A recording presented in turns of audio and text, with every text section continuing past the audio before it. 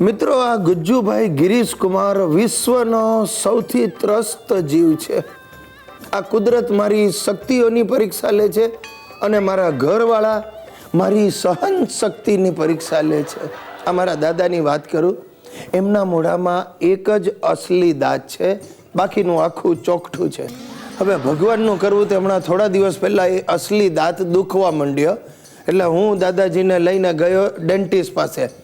જેવા અમે દવાખાનામાં દાખલ થયા ને એટલે દાદાજી મને કે, ગિરિયા, હા ડાક્ટર પર મને ભરોસો નથી, અહીંયા બધા બોખા જ આવે છે, આ ડાક્ટર હારો બધાના દાંત ખેંચી કાઢે છે, મારો દાંત પણ ખેંચી કાઢશે.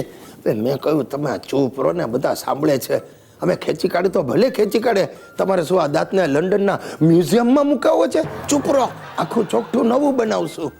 હવે ડોક્ટરે મોઢું ખોલીને કહ્યું, આ નકામો થઈ ગયો. અને દાદા તાડું કે, અરે તું નકામો થઈ ગયો હોય, તારા ઘરનું ખાઉં છું, નકામો થઈ ગયો કોને કે છે? મેં કહ્યું, દાદા જરા શાંત પડો, આ તમને નહીં, દાંત નકામો થઈ ગયો છે એમ કે છે. મને કે ના, આ ડાક્ટરને હું જાણું છું, ગઈ ફેરા આવ્યો તો મને કે સડી ગયો છે, સડી ગયો છે. અરે મેં કહ્યું, પણ એ દાંત સડી ગયો છે એમ કે છે દાદા.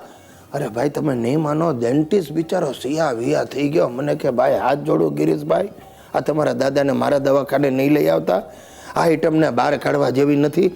અને મોઢું ખોલવાનું કહું છું ને, મોઢામાંથી ગાળો નીકળે જ અને મારા બીજા પેશન્ટો ભાગી જાય. સાહેબ, મને સમજાતું નથી મારે શું કરવું. આ દાંતે તો લોહી પીધા છે. એક જ ઉપાય છે, દાદાને ગાળ બોલવાનું મન થાય ત્યારે કહી દઈશ. હવે ફિલ્મની જેમ તમારે બીપ એમ બોલી દેવું, એની બીપ. મિત્રો, આજે મારે તમને બધાને એક સવાલ પૂછવો છે. ધારો કે તમારા ઘરને બે બારણા છે, એક આગળ અને એક પાછળ.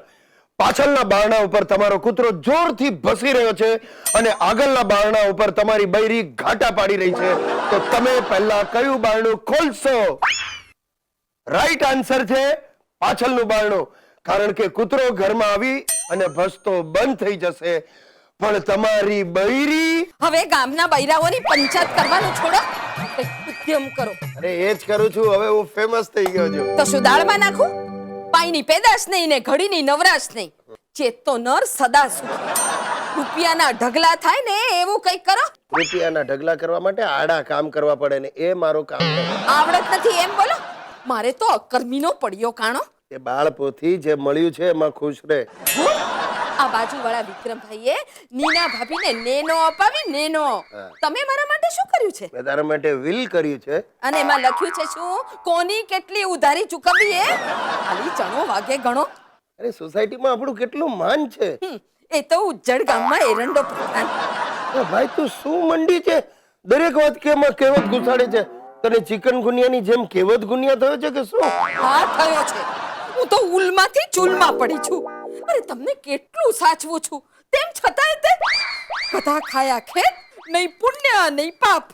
બસ કર બાપ, અને એક કહેવત યાદ રાખ કે રામ ચાખે એને કોણ રાખે. અરે રે, રામ ચાખે નહીં, રામ રાખે. રાખે રાખે રાખે, ભૂલચૂક લેવી દેવી. અરે ઉપરવાળાએ દાંત આપ્યા છે તો ચાવણું પણ આપશે. બાકી ડાઈ સાસરે જાય નહીં ને ગાંડીને શિખામણ દે, પણ બોલે એના બોર વેચાય. ડમડમ ડીગા ડીગા, મોસમ ભીગા ભીગા.